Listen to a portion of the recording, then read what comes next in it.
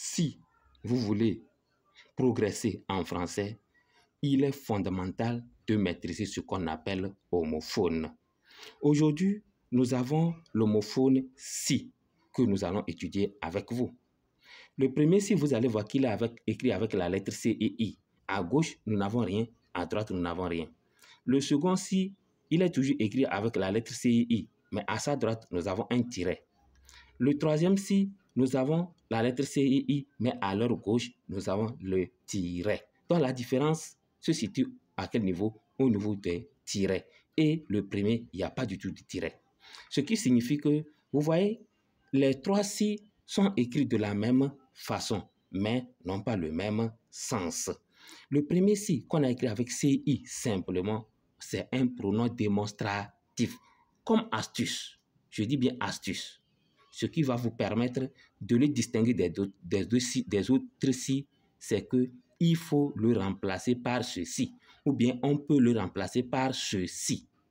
Si vous remplacez le mot ou bien la phrase dans laquelle nous retrouvons si, nous remplaçons ceci-là par ceci et que notre phrase garde toujours un bon sens, alors écrivez le si sans tirer à gauche, sans tirer à droite.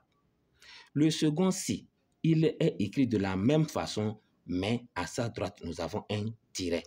Lui, c'est un adverbe. Et là, comme astuce, on peut le remplacer par ici. Si vous remplacez si par ici et que vous voyez que la phrase a un bon sens, alors écrivez si, mais mettez un tiret devant. Enfin, notre troisième si qui a un tiret à gauche, lui aussi c'est un adverbe, mais sauf que lui, comme astuce, vous pouvez le remplacer par la. La lettre A porte un accent grave. Alors, exerçons-nous. Ils n'ont cessé de demander ci et ça. Essayons de remplacer simplement par quoi? Par, suivez-moi, cela. Ils n'ont cessé de demander cela et ça. Je crois que c'est bien.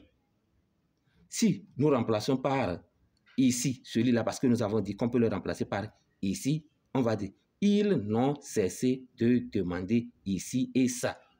Ça n'a pas de sens.